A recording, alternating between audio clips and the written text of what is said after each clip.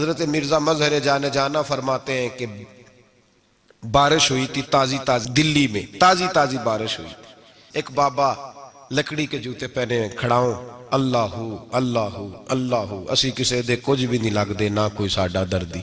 بابا مست ہو کے جا رہا اللہ کرتا جا رہا. ایک طوائف اپنے کوٹھے سے اتر کے تو سیڑھیوں پہ بیٹھی تھی, ساتھ اس کا یار بھی بیٹھا تھا. بابا اپنی مستی میں جا رہا تو بابا جی کے پیروں سے کچھ مٹی اڑی تو اس عورت کے کپڑوں پہ پڑ گئی. پرواہ نہیں, بزرگ گزر رہے. وہ یار اس کا دوڑا ہوا آیا, اس نے آ کر تھپڑ مارا. کا خیال نہیں سارے اس کے کپڑے آلودہ کر دیے, تو کدھر تیرا دماغ نہیں ٹھیک. بابا نے نظر اٹھائی, کہا بیٹے میں نے دیکھا نہیں, چل اللہ تیرا بھلا کرے, تو نے بدلہ لے لیا. بابا جی چپ کر کے وَإِذَا خَاطَبَهُمُ الْجَاهِلُونَ قَالُوا السَّلَامَ چپ کر کے گزر گئے. ٹھنڈ کا موسم تھا, بارش تازہ ہوئی تھی, حلوائی دودھ کاڑ رہا تھا. اس نے بٹھایا بابا جی کو پھٹے پہ, پیالہ پکڑا, دوڑ کے آگے بڑھا. بزرگ آ گئے, آئیے بیٹھیے. دودھ کا گرم پیالہ شکر ڈال کے دیا. بابا جی نے دودھ پیا, پھر نظر جھکی, پھر رنگ بدلا. کہنے لگے مالک تو کتنا بے نیاز ہے, کہیں تھپڑ مرواتا ہے کہیں دودھ پلاتا ہے. تیری بے نیازی ہے نا, ادھر تھپڑ مروایا یہاں دودھ پلایا, تو ہی جانتا ہے تیرے رنگ کیا ہے. ابھی بابا وہیں بیٹھا تھا, دوڑے آئے پیچھے سے لوگ, شور ہوا. بابے کو دبوچ کے وہاں لے گئے جہاں اس نوجوان نے تھپڑ مارا تھا. کہا تو اللہ کا بندہ ہے, اللہ کے بندے بد دعا تو نہیں دیتے. ہوا کیا؟ کہا تو نے بد دعا دی ہے. کہا نہیں دی, بات بتاؤ. کہنے لگے اس نے تجھے تھپڑ مارا ہے, چھت پہ چڑھا ہے, پیر پھسلا ہے, گردن کے بل گرا ہے, منکا ٹوٹ گیا, مر گیا ہے, تو نے بد دعا دی ہے. بابا جی کہنے لگے یار میں نے تو دوسرا لفظ بھی نہیں کہا, بھلا ہو کہہ کے گزرا ہوں, میں نے نہیں بد دعا دی. کہا تو نے دی ہے تبھی تو مر گیا. کہا نہیں دی. کہا بابا تو بزرگ آدمی ہے, سچ بول. تو بابا جی کہنے لگے سچ سنو. پھر میں آ رہا تھا, میرے پیروں سے مٹی اڑی, اس کے یار کے کپڑوں پہ پڑی, اسے برا لگا, اس نے مجھے مارا. جب اس نے مجھے مارا تو میں کوئی لاوارث تو نہیں تھا. مجھے دشمنوں نہ چھیڑو, میرا ہے کوئی جہاں میں ابھی پکار لوں گا, نہیں دور ہے مدینہ. اس نے مجھے مارا تو میں کوئی لاوارث تھا کہ میرا بدلہ کوئی نہ لیتا.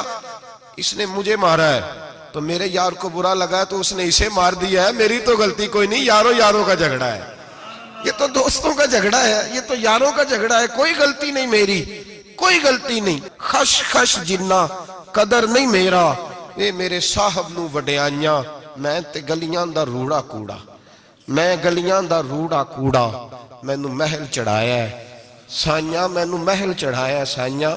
فرمایا اس نے مجھے لوارث سمجھا تھا کہ تھپڑ مار کے گزر جائے, میرا کو پوچھے گا ہی نہیں. میرے رسول پاک علیہ السلام کے بارے میں رب فرماتا ہے ابھی میں تو تیرے ہو تو وہ کافر کو سزا نہیں دیتا کہ تو موجود ہے. یاد رکھیں حضرت فضیل بن عیاض فرماتے ہیں ایک جوان تھا, مسجد میں آیا, لوگوں سے کہنے لگا روٹی کھلاؤ. کسی نے توجہ نہ کی. اس نے کہا میں رب بتانے والا ہوں, میری طرف دیکھو تو صحیح. کسی شخص نے خیال ہی نہ کیا. پھر اس نے کہا یار تھوڑا سوچو. نمازیوں سے کہا, اہل علاقہ سے کہا, انہوں نے کہا تیری طرح کے بڑے درویش دیکھیں. مسجد کے محراب میں وہ رب کریم کا بندہ انتقال کر گیا. جب فوت ہو گیا نا, لوگوں کا مزاج ہے, بیمار کو دوائی نہیں دیتے, جنازے پہ وقت پہ پہنچ جاتے. جب کوئی گر رہا ہوتا ہے تو سہارا کوئی نہیں دیتا, جب کوئی گر جاتا ہے ٹانگ ٹوٹ جاتی ہے تو تیمارداری کو زمانہ پہنچ جاتا ہے.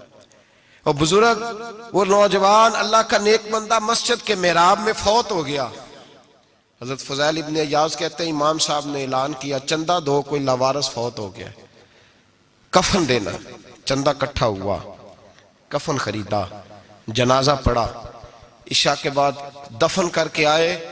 فجر کی نماز کے لیے جب امام اور مؤذن مسجد میں آئے تو چیخیں مارنے لگے, تڑپنے لگے. دور تک آوازیں پھیل گئی, دنیا دوڑی آئی. کیا ہوا؟ کہنے لگے وہ جو تم نے کفن پہنایا تھا وہ یہاں پڑا ہوا ہے, اور دیکھو کفن پہ تحریر لکھی ہے. تحریر کیا ہے؟ عرش کے مالک نے فرمایا میرے دوست نے روٹی مانگی تم نے دی نہیں, اس نے تمہیں میرے قریب کرنے کے لیے اپنی طرف توجہ کرائی, تم نے کی نہیں. اور میرا یار تمہارے کفن کا محتاج تھا, سنبھال کے رکھو اپنا کفن, میں نے اسے جنت کا لباس عطا فرما دیا, سنبھال کے رکھو. یہ کوئی لاوارثوں کا ٹولہ ہے؟ یاد رکھیں جو وارث والے ہیں، وارث والے ان کا رنگ اور ہے، جو ماننے والے ہیں ان کا مزاج اور ہے. اپنی زندگی لوارثوں کی طرح نہیں گزارے، تھوڑا سا ادھر گیا تھا تو پھر تھوڑا سا ادھر گیا تھا تو تھوڑا سا. یہ کیا بات ہوئی؟ یہ کیا بات ہوئی؟ اپنے آپ کو، اپنی نسبت کو، اپنے عقیدے کو مضبوط رکھیں. 1 انچ کے لیے اعلیٰ حضرت فاضل بریلوی رحمت اللہ علیہ کے مکان کی دیوار گر گئی. ایک کونا مکان کا، آپ جانتے ہیں پرانی دیواریں چھوٹی ہوتی تھی اور بارشوں میں اکثر گھروں کی دیواریں گری ہوئی ہوتی تھی. ایک سائیڈ کی دیوار گر گئی تو اس کونے میں ہندوؤں کا گھر تھا. اب مستری صاحب رات کو آئے، ان سے بات ہوئی تو کہنے لگے سویرے کام شروع کروں گا. کہا 1-2 صاحب نے کہ ہندوؤں کا گھر ساتھ ہے اور وہ دشمن بھی بڑے زیادہ ہیں، تو رات کو ہی ہو جائے. کہنے لگا جی نہیں، میری مجبوری ہے، مزدور کہاں سے لاؤں گا، بڑے معاملات ہیں، سویرے شروع ہوگی. اب رات کو مولانا ظفر الدین بہاری علیہ رحمہ کہتے ہیں بچے مدرسے کے، باقی سارے لوگ، سب کو جمع کیا گیا، چونکہ اس طرف سے تھوڑا خطرہ تھا ہندوؤں کی جانب سے. کہا جناب یہ بڑے دشمن ہیں اسلام کے، تو اس طرح کرو کہ 2-3 بچوں کی ڈیوٹی لگائیں یا کچھ لوگوں کی یہاں رات کو پہرا دیا جائے. ٹھنڈ بھی بڑی زیادہ تھی، کھڑا ہونا بھی مشکل تھا. اعلیٰ حضرت رحمت اللہ علیہ عشاء کی نماز کے بعد جلدی حجرہ خاص میں تشریف لے جاتے تھے. اس رات جب دیکھا نا باہر شور ہو رہا ہے تو اسی طرح سر پہ ایک رومال لپیٹا تو باہر آ گئے. کہنے لگے کیا شور ہے؟ کہ حضور سردی ذرا زیادہ ہے تو یہاں کسی کی ڈیوٹی لگانی ہے پہرے کی. 2 منٹ خاموش رہے، پھر فرمانے لگے کوئی ضرورت نہیں، جاؤ سو جاؤ سارے جا کے، کوئی ضرورت نہیں، جاؤ اپنے اپنے گھروں کو، کوئی حاجت نہیں، پہنچ جاؤ. کہا حضور مہربانی کرے، وہ طے ہونے لگا تھا. فرمایا میری وجہ سے کیوں کوئی ساری رات بیدار رہے، جاؤ تمہیں کہا نا آرام کرو. لوگ سو گئے. صبح فجر کی نماز پڑھ کے اعلیٰ حضرت رحمت اللہ تعالی علیہ جب سیڑھیاں اتر رہے تھے رضا مسجد کی، تو وہ جس ہندو کی جانب سے زیادہ خطرہ تھا وہ سیڑھیوں پہ بیٹھا تھا، مسجد کی سیڑھیوں پہ. سب لوگوں کی توجہ ہو گئی. کہنے لگا مولانا میں کلمہ پڑھنے آیا ہوں، مجھے کلمہ پڑھا کے مسلمان کر دو، میں کلمہ پڑھنے آیا ہوں، مسلمان کریں. لوگوں کی توجہ. اعلیٰ فرمانے لگے نہیں ابھی تو انتظار کر، تھوڑی دیر کے اچھی طرح سوچ لے، جذباتی فیصلہ نہ کر کہ تو آ رہا ہے. یہ کہہ کے جب 2 سیڑھیاں نیچے اترے اس کے پاس سے تو اس نے پیر تھام لیے. کہنے لگا اب ایسے تو نہ کرو، رونے لگا. اعلیٰ حضرت رحمت اللہ نے کلمہ پڑھایا، کچھ باتوں کی نصیحت فرمائی، تشریف لے گئے. گھیرنے والے گھیر کے بیٹھ گئے. کہنے لگے ہمیں بھی بتا بدلہ کیسے ہے. کہنے لگا دیوار گر گئی، آدھی رات کے وقت، آدھی رات تک انتظار کرتا رہا، پہرے دار کوئی نہیں، تو 2 تلواریں لے کر جب میں ان کے مکان کی جانب بڑھا، میں نے کہا آج گردن کاٹوں گا اور کاٹ کر کے نکلوں گا. کہتا ہے جب میں قریب آیا تو 2 شیر کھڑے تھے، اوپر سے پلٹ کے آیا تو پھر کھڑے تھے، ادھر سے پلٹ کے آیا تو پھر کھڑے تھے. فرماتے ہیں میں 2 گھنٹے کے بعد آیا تو پھر پلٹ کے کھڑے تھے، میں پھر 1 گھنٹے کے بعد آیا، سحری کا وقت ہو گیا تو پھر پلٹ کے کھڑے تھے. اب میں ڈر کے بھاگا. کہتے ہیں فاضل بریلوی نے اپنی کھڑکی سے منہ باہر نکالا. کہنے لگے اور کتنا تجربہ کرے گا، مجھے تو لاوارث سمجھتا ہے، لاوارث ہوں میں، اور کتنا تجربہ کرے گا، بس کر مان جا. میں نے کہا حضور یہ کون ہے، مجھے بتائیے تو صحیح یہ کون ہے. تو کہنے لگے میں نے ساری زندگی رسول اللہ کی عظمت کا دفاع کیا ہے، ساری زندگی غوث اعظم کے نعرے لگائے ہیں. ابھی تو یہ مدد صرف غوث پاک جیلانی کی بھیجی ہوئی ہے، ابھی تو غوث اعظم کی بھیجی ہوئی مدد ہے. مولا علی ابھی پیچھے ہیں، 2 جہاں کے محبوب ابھی اس سے پیچھے ہیں، وہ تو ابھی پیچھے ہیں، پیچھے کھڑے ہیں کہ ضرورت پڑی تو ہم بھی تیار بیٹھے ہیں. او بھائی آج رواج ہو گیا، رواج. میں نے 2-4 دن پہلے بھی کہا تھا، لوگ کہتے ہیں نہیں کوئی نہیں ضرورت، سامنے سارا کچھ نظر آ رہا ہے. او خدا کے بندو یاد رکھو، نسبت ہے بڑی چیز، جانے تگو دو میں. اگر کسی کو نسبت میسر آ گئی نا، نسبت، خالی دامن ہی مل گیا، تیرے ہاتھ میں کچھ ہے تو ہونی چاہیے نا. خالی دامن ہی تجھے کسی کا میسر آ گیا تو بچ گیا. اپنی نسبتوں کی حفاظت کریں، ان کو مضبوط کریں، ان پر محنت کریں، ان پر توجہ رکھیں. یہ نسبت جو ہوتی ہے نا، نسبت، یہ دیکھیں نا ایک گتا ہے، عام کتاب کو لگا ہوا ہے تو جہاں مرضی رکھ دو، اس کی کوئی قدر نہیں. لیکن جو گتا قرآن مجید کو لگ گیا ہے اس کو بغیر وضو چھونا جائز ہے. ایک پٹھے پہ اینٹ بنی ہے، جو باتھ روم میں لگ گئی وہاں بغیر جوتے کے جایا نہیں جا سکتا، اور جو مسجد میں لگ گئی وہاں جوتے پہن کے جایا نہیں جا سکتا. یہ نسبت ہے بڑی چیز، اگر میسر آئے نصیب ہو اپنی نسبت کو مضبوط کر کے رکھا کریں، اس کی جولانی کا مظاہرہ کیا کریں، اس نسبت میں روز توانائی آنی چاہیے۔ میں آپ کو بڑی ذمہ داری کے ساتھ ایک بات بتاتا ہوں تجربے کی، ہمیں جتنا کسی نے آ کے کہا ہے نا نسبت کے خلاف، ہماری نسبت اس سے زیادہ مضبوط ہوئی ہے۔ ہمیں جتنا کسی نے آ کے کہا ہے نا جی آپ کو کیا ملا، آپ کو کیا ملا، تو ہم نے اتنا کہا یار جیسے جیسے تو کہتا جاتا ہے ہماری تو نسبت میں اضافہ ہوتا جاتا ہے، ہمارا تو مزاج بدلتا جاتا ہے، روز ایک نیا پردہ کھلتا ہے، روز ایک نیا رنگ واضح ہوتا ہے، روز ایک نئی توانائی۔ ابھی تھوڑے دن کی بات ہے، ایک مولانا شرف الدین صاحب ہے، مفتی صاحب، میرے حضرت صاحب کے مرید ہوئے، مفتی تھے، عالم آدمی تھے، سرکار تاج الشریعہ، ہمارے شیخ سے بیعت کی۔ اب ہمارے حضرت صاحب کا اس وقت حال وہی ہے، وَرَأَيْتَ النَّاسَ يَدْخُلُونَ فِي دِينِ اللَّهِ أَفْوَاجًا، اب فوجوں کی فوجیں لوگ آتے ہیں۔ ہم نے دیکھا ہے صرف خالی مرید ہونے والے بار سینکڑوں کی تعداد میں ہزاروں لوگ بیٹھے ہیں کہ صرف بیعت اتنا کہہ دیں ہم نے قبول کیا۔ اس عالم میں اور جہاں حضرت صاحب کا اعلان ہو جائے کہ تشریف لا رہے ہیں وہاں لاکھوں کا مجمع جمع ہو جاتا ہے اور ایک جھلک دیکھنے کو لوگ ترستے رہتے ہیں۔ یہ کیفیت ہم نے دیکھی، وہ دور گزر گیا، کبھی ایسا بھی ہوتا تھا ایک میں ہوتا تھا ایک تو ہوتا تھا اور تیسری تنہائی ہوتی تھی، وہ دور بیت جاتا ہے، وہ لمحے کسی کسی کو نصیب آتے ہیں۔ حضرت کا وہ مولانا شرف الدین صاحب کہتے ہیں مرید ہوا، تو مرید ہوا مجمع میں، رسی حضرت پھینکتے ہیں یا چادر پھینکتے ہیں تو پکڑ کے مرید ہوا، تو ساتھ ساتھ اور چادریں باندھی تھی، لوگوں نے پکڑی ہوئی تھی۔ ایک مولانا میں جب بیعت ہو کے آیا ان کو بتایا تو مجھے کہنے لگے یار تو ایسی جگہ مرید ہو گیا جو تیری بات بھی نہ سن سکیں، جن کو تو دکھڑا بھی نہ سنا سکے، جو مصروف ہی بڑے رہتے ہیں، کہاں مرید ہو گیا تو؟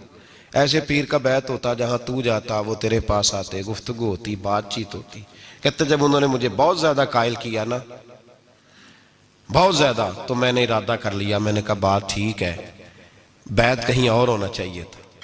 کہتے میں عشاء کے بعد سویا تو حضرت صاحب مجھے خواب میں ملے، خواب میں، اور فرمانے لگے مولانا جب آپ مرید ہوئے تھے تو آپ اس جانب بیٹھے تھے، اس کونے میں آپ تھے، اتنے لوگ آپ سے پہلے تھے، اس حال میں آپ مرید ہوئے تھے، اور جہاں تک بات چیت کرنے کی بات ہے تو آپ نے جو دل میں سوچا تھا وہ میں نے آ کے آپ کو بتا دیا ہے، پھر بھی بڑی ضرورت ہو تو میرے صاحبزادے کا نمبر لے لیں اور فون کر لیا کریں، بات ہو جایا کرے گی۔ کہتے ہیں یہ ابھی بات ہو ہی رہی تھی کہ میرے دروازے پہ دستک ہوئی تو میری آنکھ کھل گئی، میری آنکھ کھلی تو میں پریشان ہوں کہ نمبر تو ملا نہیں۔ ایک انجینئر صاحب میرے محلے میں رہتے تھے، فرماتے ہیں وہ شام کو میرے پاس آئے اور کہنے لگے مولانا سنا ہے آپ حضرت مفتی اختر رضا صاحب سے مرید ہو گئے؟ میں نے کہا ہاں، تو کہنے لگے میں ان کے مدرسے میں کام کر کے آئے ہوں، میرے پاس ان کے بیٹے کا نمبر ہے، چاہیے آپ کو؟ نمبر ہے چاہیے؟ کہتے ہیں نمبر مجھے وہ شام کو گھر آ کے دے گئے۔ اب جب میں آستانہ نور پہ بریلی شریف ملنے کے لیے حاضر ہوا تو میرے دل میں خیال آیا، جب میں اندر گیا نا تو میرے دل میں خیال آیا حضور خواب جو آئی تھی اتنی بھی جلدی کیا ہے، ذرا ٹھہر جائیے، آپ ملے جو تھے تو صاحب نمبر بھی دے ہی جاتے۔ میرے دل میں خیال آیا تو السلام علیکم کے بعد حضرت کہنے لگے مولانا مجھے تو جلدی کوئی نہیں تھی، آپ کے دروازے پہ دستک ہو گئی تھی، مجھے تو کوئی جلدی نہیں تھی، آپ کا دروازہ بجنے لگا تھا، مجھے تو جلدی کوئی نہیں تھی لوٹنے کی۔ ہر مشکل دی کنجی یارو ہاتھ مرداں دے آئی، اور مرد نظر کرے جس ویلے مشکل رہے نہ کائی۔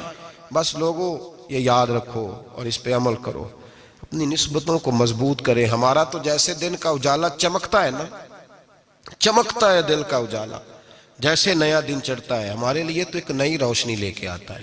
اپنے آپ کو بیدار رکھیں۔ سورج اگر باہر پورا نکل آئے نا تو جو آدمی آنکھیں زور سے بند کر لے اسے کوئی شے نظر نہیں آتی، پورا سورج نکلا ہوا بھی ہو، سورج اسے نظر آئے گا جس کی اپنی آنکھیں بھی کھلی ہوں گی۔ تو آنکھیں ہی نہیں کھول رہے، تو آنکھیں ہی نہیں کھول رہے، آنکھیں، یہ شکوہ آنکھیں نہ کھولنے کا ہے، آنکھیں نہیں کھول رہے تو سورج کیسے نظر آئے گا؟ بات ذرا سخت ہے پر چلو آپ میرے عزیز ہیں کر جاتا ہوں۔ ملا رومی رحمت اللہ تعالیٰ علیہ فرماتے مجھ سے ایک شخص نے کہا کہ نبی پاک صلی اللہ تعالیٰ علیہ وسلم اگر سراجم منیرہ ہے تو نظر کیوں نہیں آتے؟ تو میں نے کہا الو اگر آنکھیں بند کر لے تو اسے کوئی شے نظر نہیں آتی، آنکھیں بند کر لے تو اسے کوئی شے نظر، تو آنکھیں تو کھولنا، آنکھیں کھول۔ یہاں میں اپنے کمرے میں یوں پردہ آگے کر کے لائٹ بند کر کے باہر شور مچاؤں سورج کوئی نہیں، سورج کوئی نہیں، تو مجھے کوئی بندہ کہے گا پاگل، اس طرح کر، باہر نکل، ادھر آ تجھے دکھاؤں سورج ہے کہ نہیں، تیری تو اپنی آنکھیں بند ہے۔ اقبال کہتے ہیں دل بینا بھی کر خدا سے طلب، آنکھ کا نور دل کا نور نہیں، اندر کی آنکھیں کھول، اندر اتنا اندھیرا ہے تو باہر کیسے نظر آئے گا؟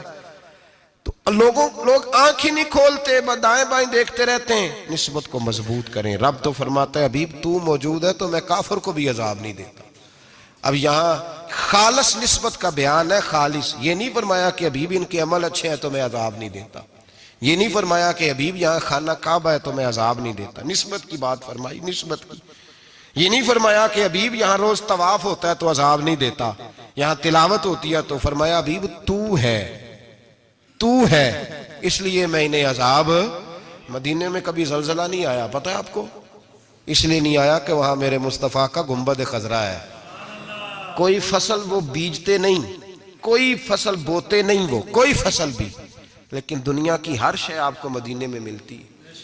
جو سب سے اچھا پھل کھانا چاہے اسے مدینے میں جا کے ملتا ہے، اس لیے کہ وہاں گنبد خضرا کی ہریالی موجود ہے۔ دنیا کی ہر نعمت ملتی ہے اس لیے کہ گنبد خضرا جو موجود ہے۔ تو بھائی یہ نسبتوں کی بار ہے، نسبتوں کی۔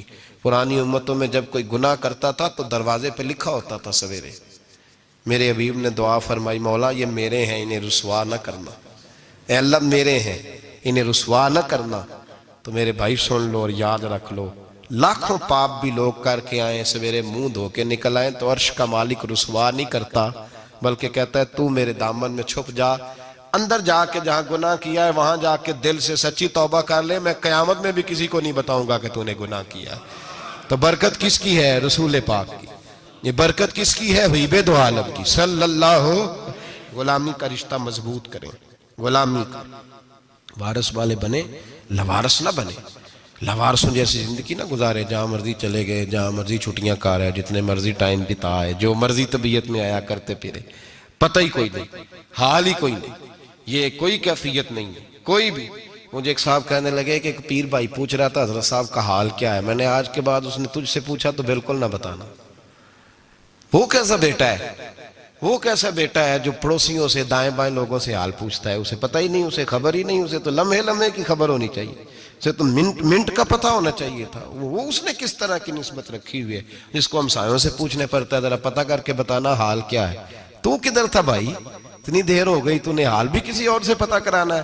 میں نے کہا اس کو کہنا آج کے بعد حال پوچھنا ہوا تو خط لکھے، میں بھی جواب لکھ دوں گا، بات ختم ہو گئی۔ جب دور دور جو رہنا ہے تو ٹھیک ہے، پھر اس طرح نہ تو خدا ہے نہ میرا عشق فرشتوں جیسا، دونوں انسان ہیں تو پھر کیوں اتنے حجابوں میں ملے۔ اور اس نے کہا تھا اب کہ ہم بچھڑے تو شاید کبھی خوابوں میں ملے، جیسے سوکھے ہوئے پھول کتابوں میں ملے۔ ایسا کام نہ کریں کہ وہ انداز ہی بدل جائے، اپنے آپ کو، اپنی نسبتوں کو مضبوط کریں۔ اللہ تبارک و تعالیٰ سے دعا اور التجا ہے کہ اللہ کریم ہمیں نسبتوں کی مضبوطی عطا فرمائے، اور اللہ تبارک و تعالیٰ ہمیں یہ توفیق دے کہ ہم سمجھ جائیں اس بات کو کہ اصل بات ہے کیا، اور اصل کی مضبوطی کتنی ضروری ہے، اصل تک پہنچنا کتنا ضروری ہے۔ اور یہ بھی یاد رکھیں، اماں جب ناراض ہوتی ہے نا، جب اماں ناراض ہوتی ہے تو کہتی ہے بس نکل جاتا، فٹافٹ نکل جاتا، دوڑ جا، کوئی تعلق نہیں۔ ابا بھی کہتا ہے آج آیا تو ٹانگیں توڑ دوں گا، حال ہی کوئی نہیں۔ اور وہی بیٹا جا کے 2 منٹ پیروں میں بیٹھتا ہے، کہتا ہے اماں تجھے پتہ ہی نہیں میں کتنی ٹینشن میں تھا۔ تو وہی اماں باہر نکل کے پہلے بڑھ کے مار رہی ہوتی ہے حد کر دوں گی، پھر وہی اماں کہتی ہے بڑا پریشان ہے بیچارہ۔ یہ کیفیت ہے، اپنے آپ کو صحیح کریں، اپنی نسبتوں کو مضبوط کریں، احکامات پہ عمل کریں، محبوب کی غلامی تگڑی کریں۔ یہ جو سستیاں ہیں، کوتاہیاں، ان کو دور کریں۔ زندگی کا لطف آتا ہی تب ہے جب آپ پورے طور پر اپنے آپ کو چاق و چوبند کرتے ہیں۔ اگر تھوڑا کر لیا، تھوڑا چھوڑ دیا، 1 پڑھ لی، 3 رہ گئیں، 3 پڑھ لیں، 2 رہ گئیں، یہ لطف نہیں ہے، یہ ذائقہ نہیں ہے۔ اپنے آپ کو مضبوط کریں اور پورا مضبوط کریں۔ ہم اس طرح کریں گے کہ ہم ساری رات اللہ کی عبادت کریں گے۔ حضور تو محبوب ہے نا، چلو کچھ دیر آرام بھی کرتے ہیں، ہم ساری رات عبادت کریں۔ ایک نے کہا کہ بھائی میں تو ہر روز روزہ رکھا کروں گا نفلی۔ تیسرے نے کہا میں شادی نہیں کروں گا، میں ایسے ہی وقت گزاروں گا، تجرد کی زندگی گزاروں گا۔ رسول پاک علیہ السلام کو جب اس بات کی خبر پہنچی تو پتہ حضور نے تبصرہ کیا قربان جائیں، کیا انداز ہے گفتگو کا۔ محبوب فرمانے لگے یہ میں نے کیا سنا ہے کہ میں شادی نہیں کروں گا اور میں ہر روز روزہ رکھوں گا اور میں ساری رات ہی نفل پڑھوں گا، آرام ہی نہیں کروں گا۔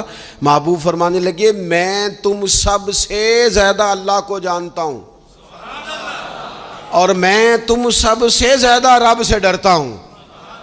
حضور فرمانے لگے میں نے تو شادیاں بھی کی ہیں، میرے تو بچے بھی ہیں۔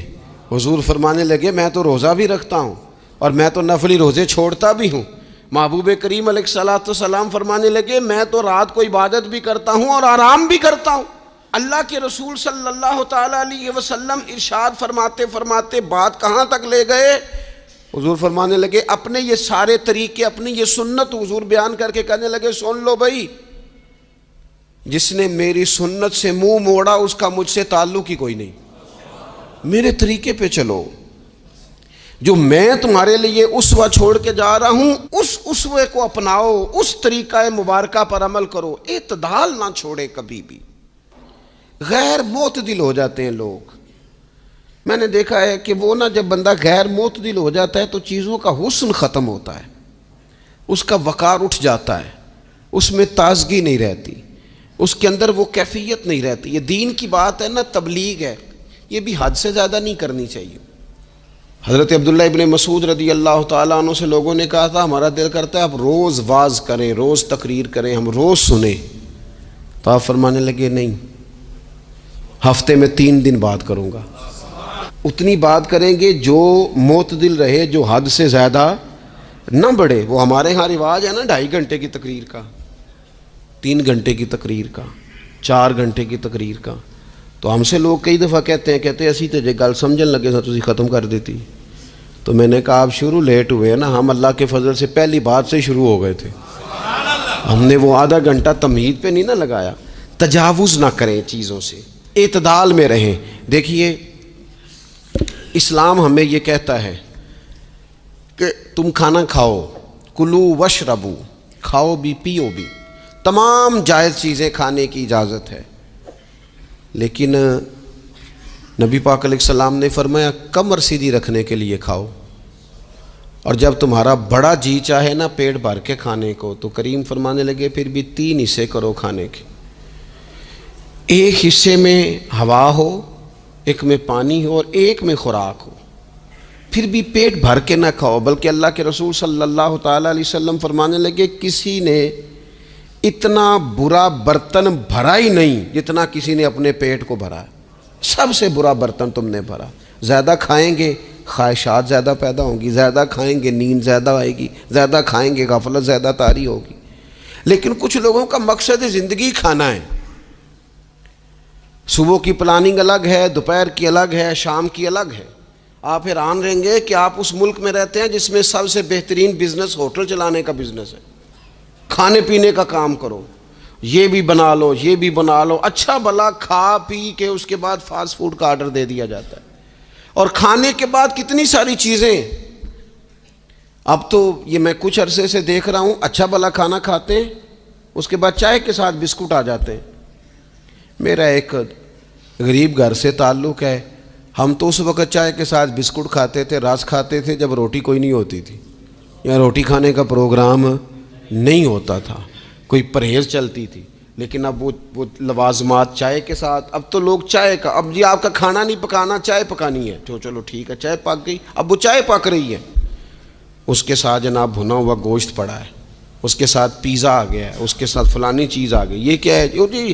اچھا پھر وہ خواہش بھی ہوتی ہے بعض میزبانوں کی کہ اب یہ تعریف بھی کریں، وہ سارا کچھ رکھ کے تو ساتھ یہ بھی کہہ رہے ہوتے ہیں تو چونکہ روٹی ڈاک چھڑی سی، لہذا پھر ہم نے نا یہ سارا کچھ کیا ہے۔ یعنی وہ کہہ رہے ہوتے ہیں کہ مہمان اب یہ کہے کہ او ہو آپ نے تو بڑا تکلف کر دیا ہے، اس کی کیا ضرورت تھی۔ تو کئی مہمان میری طرح کے بڑے پکے ہوتے ہیں، جو روز کے مہمان ہوتے ہیں نا بڑے پکے ہوتے ہیں، وہ تعریف شریف کوئی نہیں کرتے، وہ صاف ہی بات کرتے ہیں کہ تسی ایک شے رکھ دے تے اسی بھی چج نال کھا لیں دے۔ اب تو یہ چکھنے چکھانے کا ہی ماحول ہے، کوئی ایک رکھتے یا ہماری مرضی کی رکھتے یا پوچھ لیتے کہ اس ٹائم روٹی کھانی ہے تو چلو ہم کھاتے۔ یہ لوازمات ہیں، یہ تکلفات ہیں، اس میں گھر والے بھی تکلیف میں، پیسہ بھی بعضوں کا ضائع۔ آپ کھانے کے لیے زندہ نہ رہیں، زندہ رہنے کے لیے کھانا کھائیں۔ اپنی طبیعت میں بوجھ نہ بنائیں کسی قسم کا۔ نبی پاک صلی اللہ تعالیٰ علیہ وسلم نے مومن کی شان پتہ کیا بیان کی؟ فرمایا کافر اور منافق 7 آنتوں سے کھاتا ہے اور مومن 1 سے کھاتا ہے۔ اتنا فرق ہے کافر منافق کے کھانے میں اور مسلمان کے کھانے میں۔ 6 گنا کم روٹی کھاتا ہے مسلمان، 6 گنا کم۔ حضرت عمر فاروق ملک شام میں حضرت ابو عبیدہ بن جراح سے ملنے کے لیے گئے تو کہنے لگے اتنی دور سے آیا ہوں، سپہ سالار روٹی تو کھلا۔ تو انہوں نے اپنے بیگ سے رات کا خشک ٹکڑا کھانے کا نکالا اور پانی کا پیالہ دے کے کہنے لگے عمر یہ لو کھا لو۔ تو حضرت فاروق اعظم کہنے لگے یہی وہ مزیدار روٹی تھی جس کے لیے میں تیرے پاس آیا تھا، یہی وہ کھانا تھا، میں تلاش کر رہا تھا کہ یہ تمہیں ملے گا۔ کدھر گئے وہ لوگ جو رات کے کھانے میں فریج بھی نہیں ہوتی تھی، رات کے کھانے میں تھوڑا پانی ڈال دیا اماں نے، اس کو 3-4 دفعہ ابال لیا، رات کی روٹیوں میں تھوڑا سا پانی اور تھوڑا سا گھی، پورا گھی نہیں، تھوڑا سا پانی اور تھوڑا سا گھی، اور ساتھ دادی نانی یہ بھی کہہ رہی ہے کہ یہ پانی سے ذرا نرم ہو جائے گی روٹی، اور پھر وہ کھانا کھایا جا رہا ہے۔ اس کے اندر نہ تو ڈاکٹر آپ کو یہ کہہ رہا ہے کہ یہ نقصان کا باعث ہے، نہ معدے پہ بوجھ بن رہا ہے، نہ اس کے لیے پھر بھائیوں کو جا کے پردیس کاٹنا پڑ رہا ہے، نہ باپ کو کئی قسم کی نوکریاں کرنی پڑ رہی ہیں، اعتدال میں گھر کے اندر ہی سارا کچھ مینج ہے۔ یہ وہ حسن ہے جو اسلام کہتا ہے تم غیر معتدل ہو گئے، تم حد سے بڑھ گئے، تم نے زندگی ساری کھانے پینے پہ لگا دی۔ اور بھائی من چاہی نعمتیں تو جنت میں ملیں گی، ہم نے تو مزے کے کھانے وہاں جا کے کھانے، وہاں ملے گا پھل اور وہاں ملے گی نعمتیں جو بار بار ملیں گی، چہرے ایک جیسے ہوں گے پر ذائقہ بڑا منفرد سے منفرد نظر آئے گا۔ تو وہ جو پردہ غیب میں چیزیں تھیں وہ ساری چیزیں لوگ کہتے ہیں آج ہی ہم ساری غیر معتدل نہ بنے، تھوڑی سادگی لائیں، تھوڑا درمیانہ راہ، اسلام اس کو پسند کرتا ہے۔ نبی پاک علیہ السلام کی بارگاہ میں ایک مہمان آیا، ابھی وہ مسلمان نہیں تھا، تو محبوب نے فرمایا ایک بکری کا دودھ دھو کے اسے پلا دو۔ ایک بکری کا دودھ دھویا گیا، پلایا گیا، پھر دوسری کا دودھ دھویا گیا، پلایا گیا، پھر تیسری کا، وہ 7 بکریوں کا دودھ پی گیا۔ صبح اللہ نے توفیق دی اور وہ کلمہ پڑھ گیا۔ اب نبی پاک علیہ السلام نے فرمایا اسے بکری کا دودھ دھو کے پلاؤ۔ ایک بکری کا دودھ پیا، دوسری کا پی نہ سکا، رات 7 کا پی گیا تھا۔ تو میرے کریم فرمانے لگے یہ مومن اور کافر کا فرق ہے۔ جب تک یہ حالت کفر میں تھا 7 بکریوں کا دودھ پی گیا، اب یہ مومن ہوا ہے تو اللہ تبارک و تعالی نے ایک دودھ کے ساتھ ہی اسے سیر فرما دیا ہے۔